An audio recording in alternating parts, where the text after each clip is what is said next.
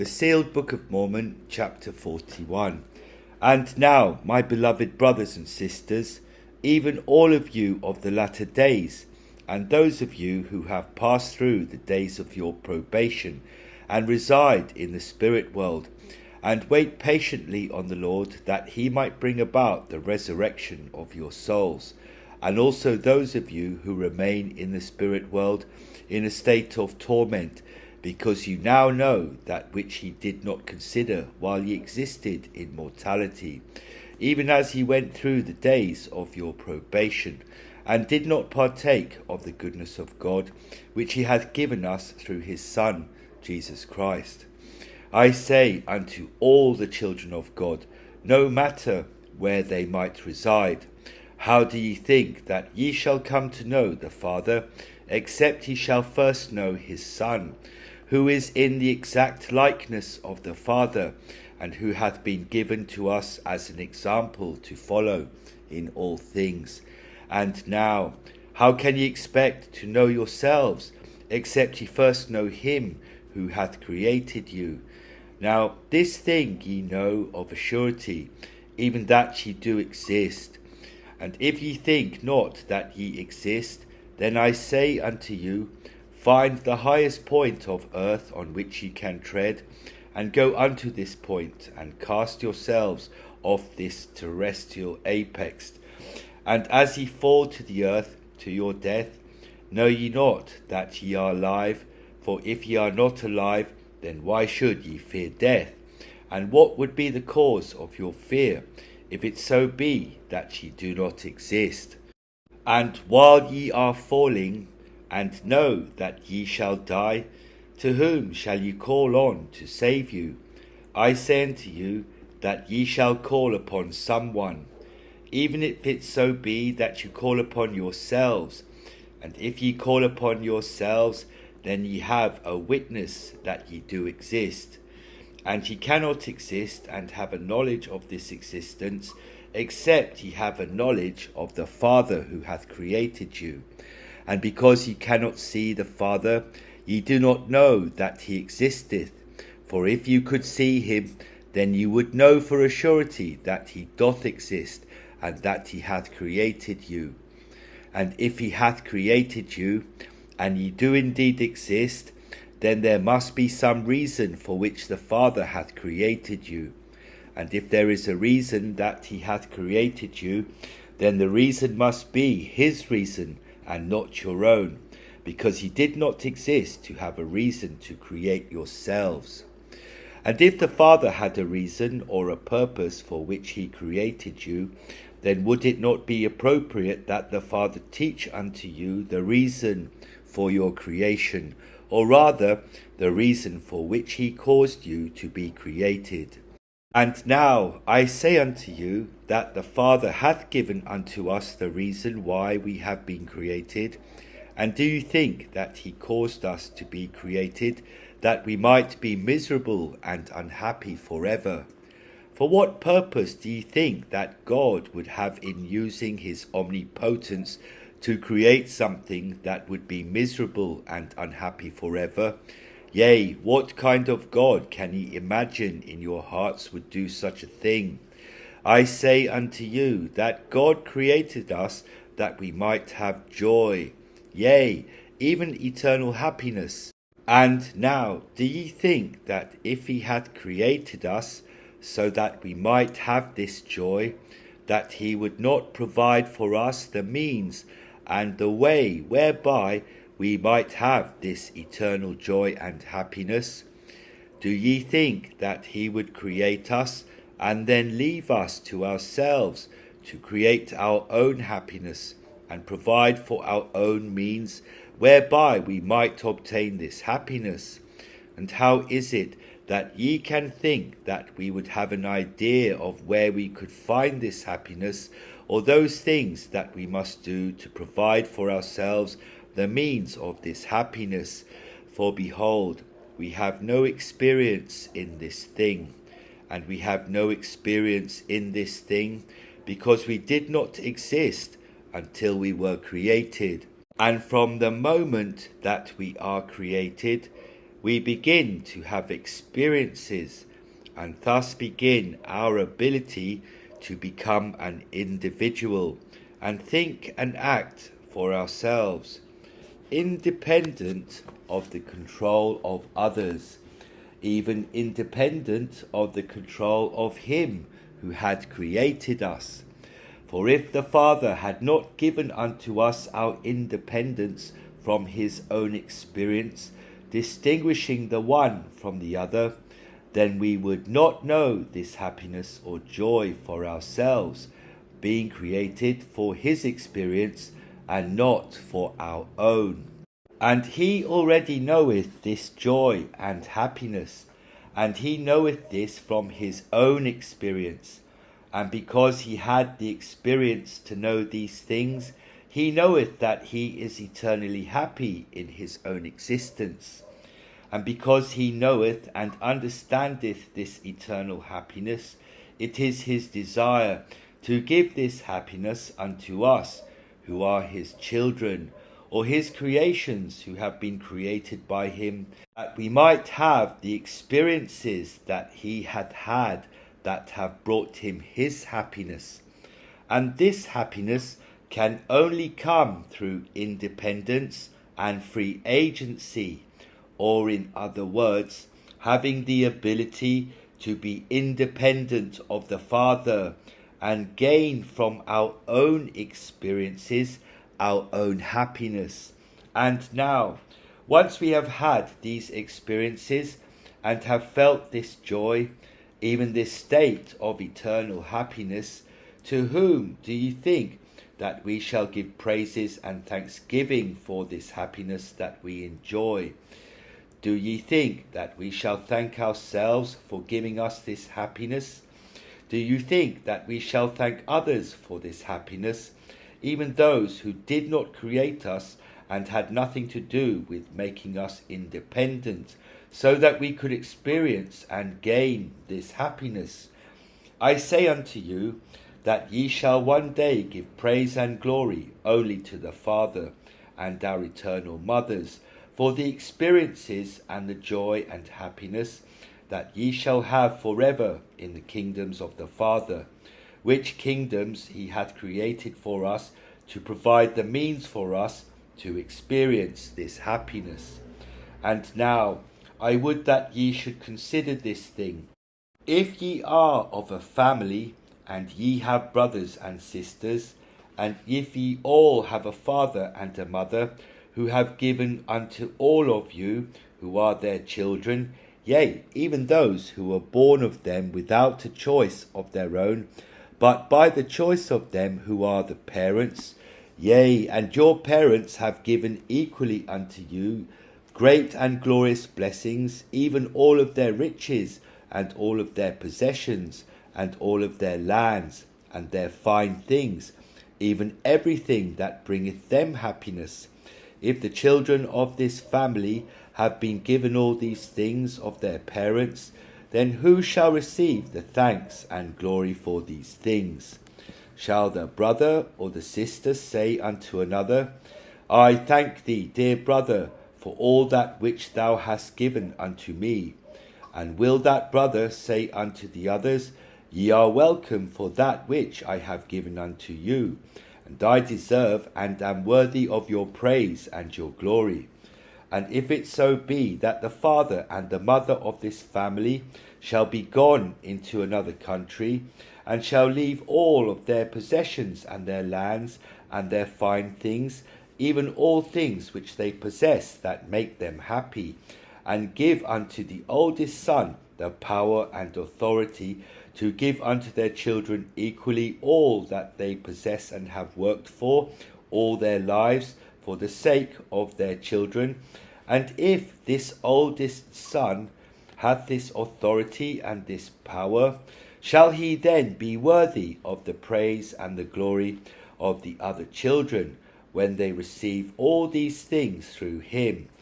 Even those things that their parents commanded should be divided equally unto all of their children. I say unto you that a wicked son would take the glory for himself, and think not to turn the hearts of the children to the parents, who have provided these things freely unto them all. Yea, a wicked son would not divide the possessions of the parents equally, but would give of the finest parts to himself, and to those whom he loveth, or to those who look up to him, and give him glory that he thinketh that he deserveth, because of the power and authority that hath been given him by the parents. But I say unto you, that a righteous son would show unto the rest of his brothers and his sisters that he hath been chosen only to give unto them what their parents have commanded of him, and he shall give equally unto all the portion that they deserve, all being equally loved by their parents.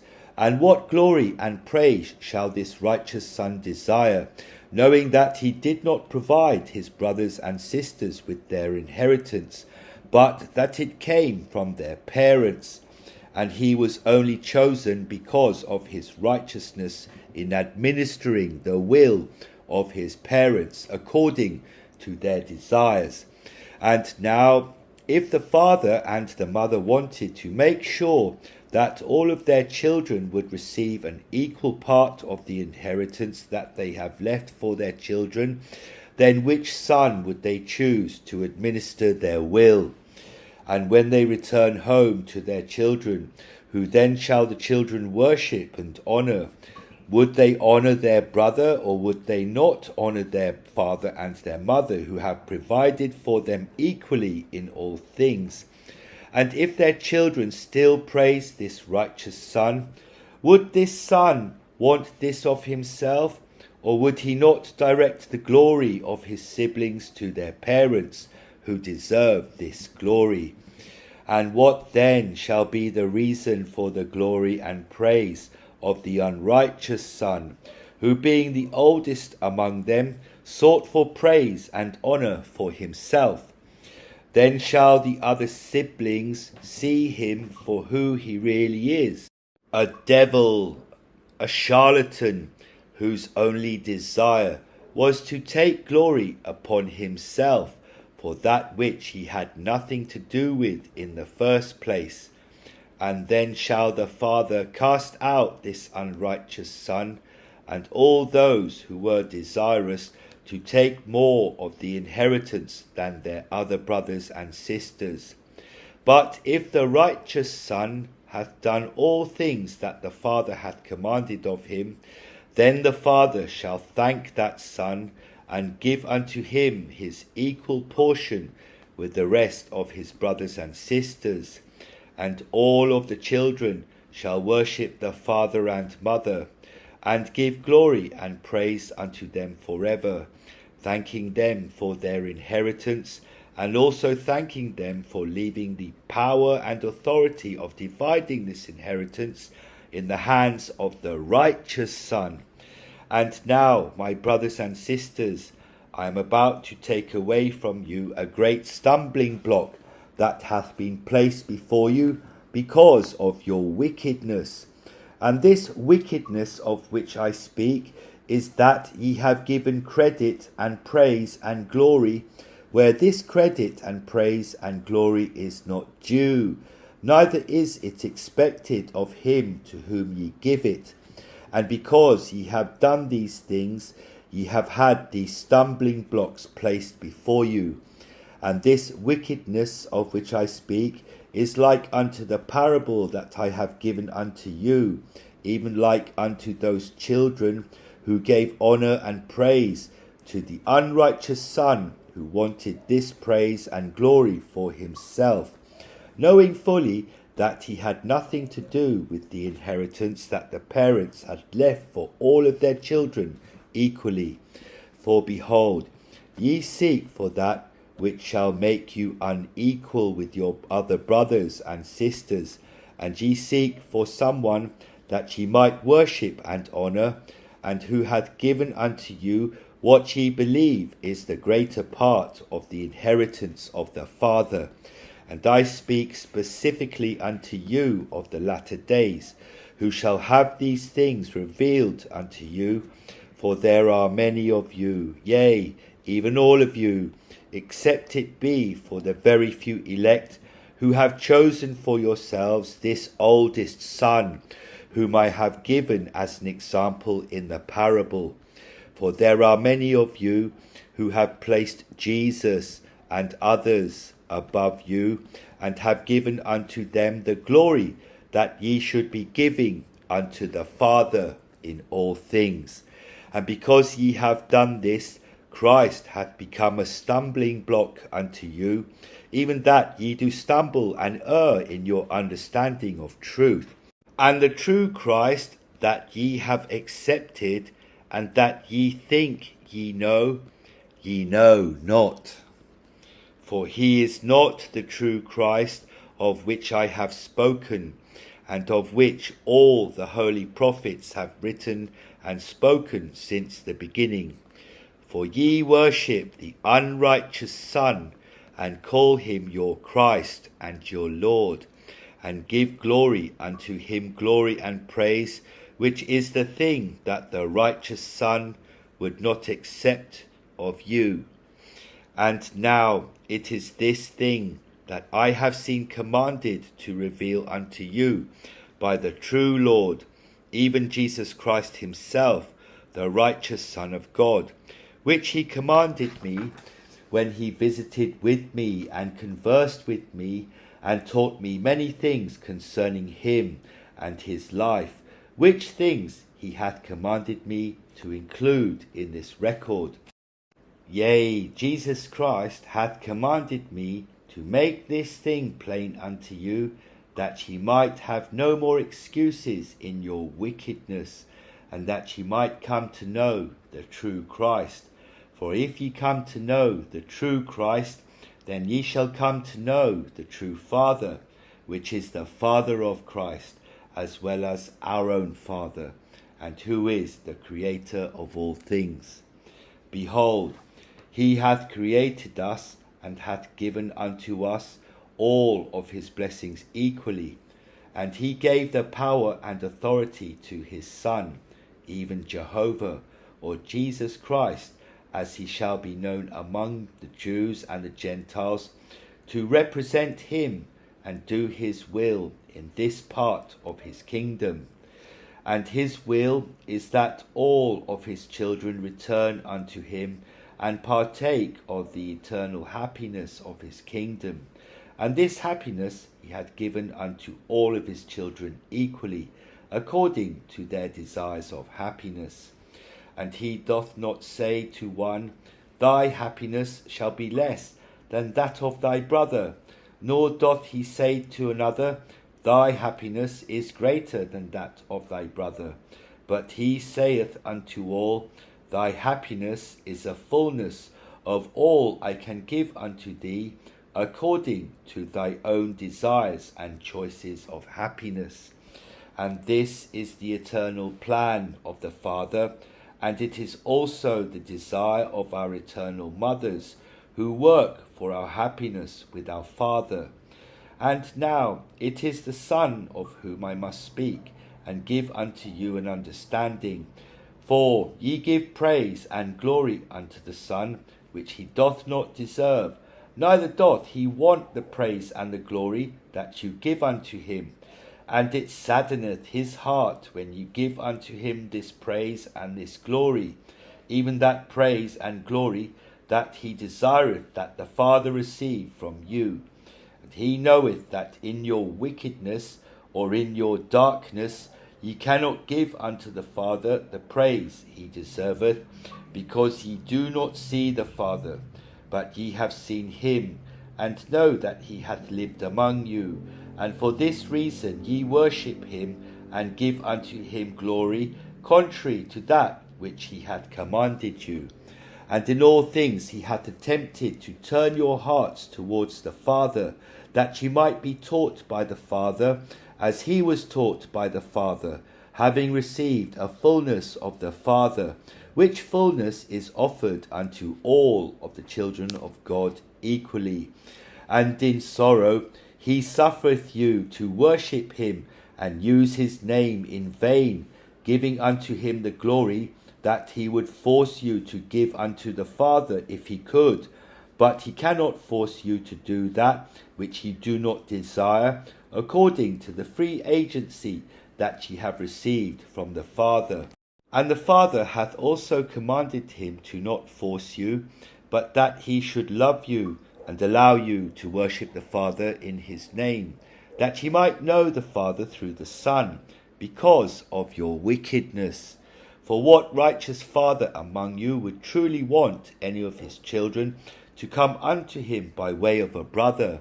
I say unto you, that if ye are a righteous father, then ye would want to speak to all of your children, and love them each as ye do the others. But if your children fear you, because they do not know you, and they choose to come unto you only through their brother, then they shall not be in your presence and know you, but they shall only know the brother, that they have chosen to come unto you on their behalf. But ye shall still love your children, and want them to be happy. Therefore you shall allow them to speak with you through their brother. But ye would be saddened that your children would not come unto you personally, and sit upon your knee, and embrace you, and speak to you, like you speak with their brother, whom they have chosen, and to whom they speak instead of you.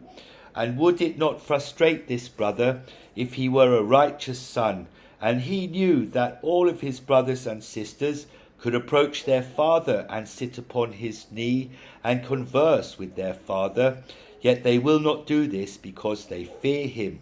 Would not this brother make every attempt that he could to get his siblings to know their father and come unto him?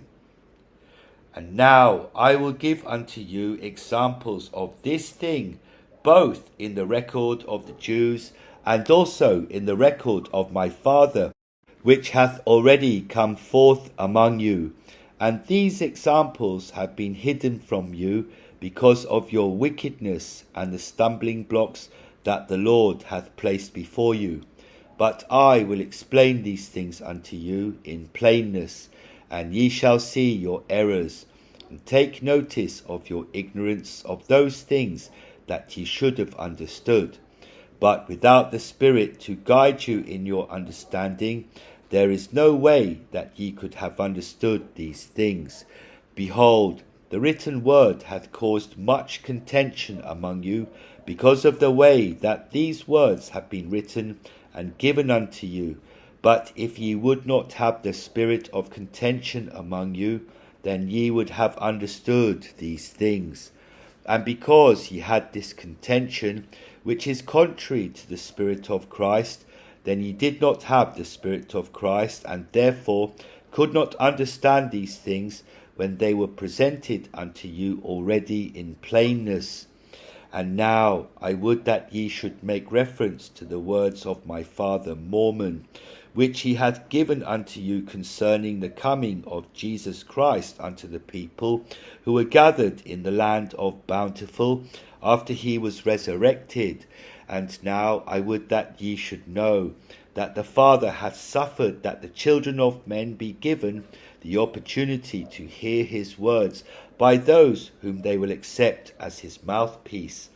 And I have already shown unto you that if the children of men are willing, then they can receive the words of God directly from his mouth, even from the Holy Ghost, who is one with the Father in all things, and is the voice of the Father, and is the way that the Father hath established to teach unto the children of men his will in all things.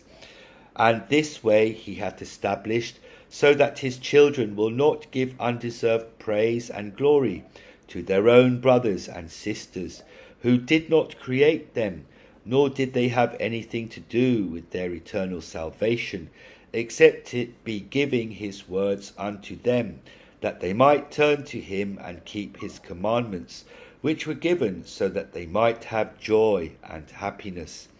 And because the children of men do not recognize the way which the Father hath established to teach them, even that they cannot hear and understand his voice. He hath suffered that they be taught the only way that they might understand and accept his words. And he hath suffered that the children of men should worship others of their brothers, even the holy prophets who have been sent unto them, that they might at least have some contact with him and receive his word in some way.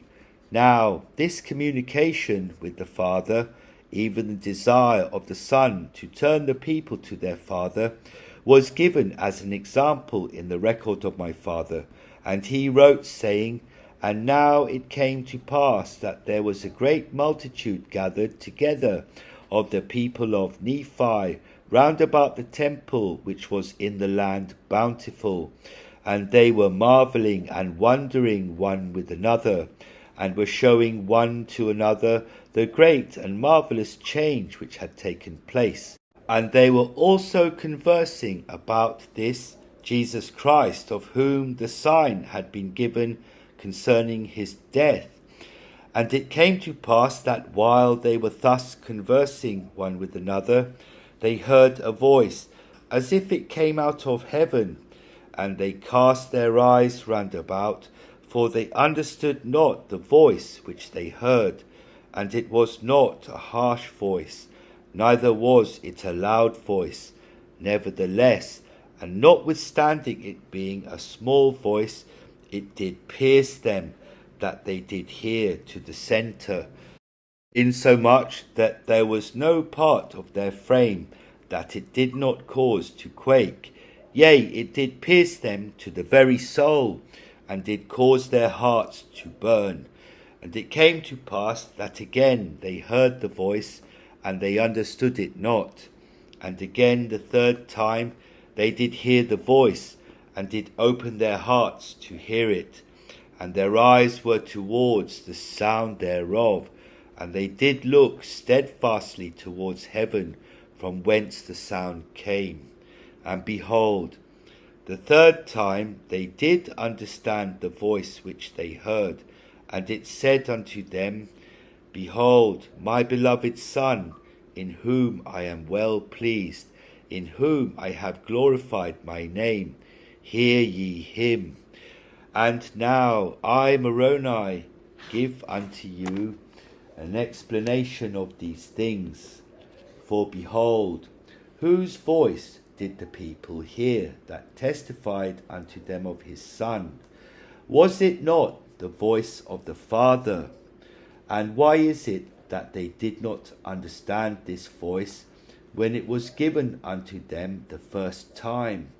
And even a second time it was given unto them, and they did not understand it. And this voice was given unto them by their loving Father in heaven, who loveth them all, and desireth to give unto all of his children his words by his own mouth. And the voice of the Father is not a harsh voice, like the voice of a prophet at times, neither is it a loud voice, with which a prophet at times doth proclaim his message and teacheth repentance. But it was a small voice, that did pierce them that did hear to the centre, insomuch that there was no part of their frame that it did not cause to quake. Yea, it did pierce them to the very soul, and did cause their hearts to burn. And this burning was caused because the voice was recognizable by the spirit of these people. But the flesh could not understand these things, because it was not heard in their ears, as they were accustomed to receiving communication. Now behold, these people understood the voice of Jesus, of whom they had been given the signs and the testimonies of the prophets, to whom they had listened with the means of communication, of which they were accustomed in the flesh. And they did previously to this time, yea, even just before the Father made an attempt to speak unto them with his own voice, they did hear the voice of Christ in the darkness. Now, why is it that these people could hear the voice of Christ in the darkness when he spoke unto them from the heavens, but they could not perceive and understand the voice of the Father when he spoke unto them from the same heavens in the light? And what is it that the Father was trying to tell the people, even through the manner of communication that they could not understand, yea, even through this still small voice? Behold, these things were shown unto the people that were preserved in the land of Bountiful, as a similitude of those things which are upon the earth.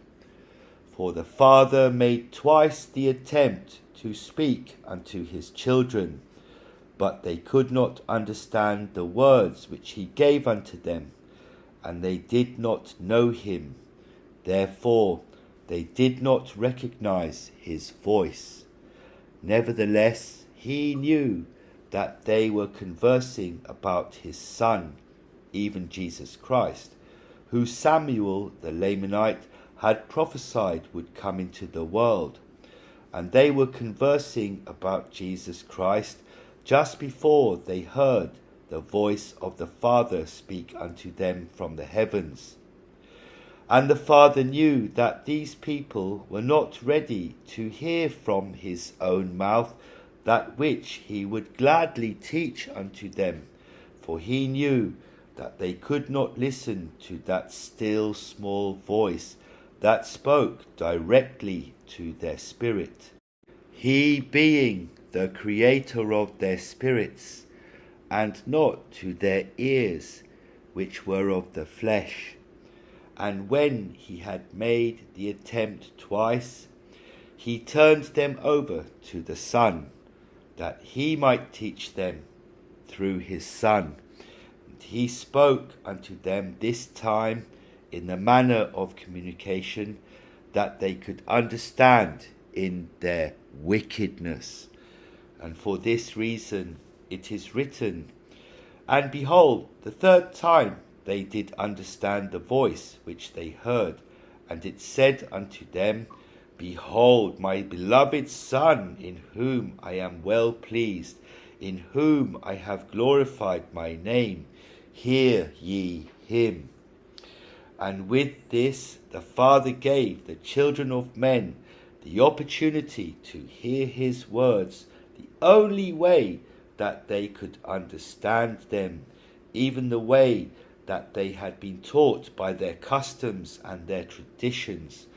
Nevertheless, it was better that they hear his words in this way than that they should not hear any of his words.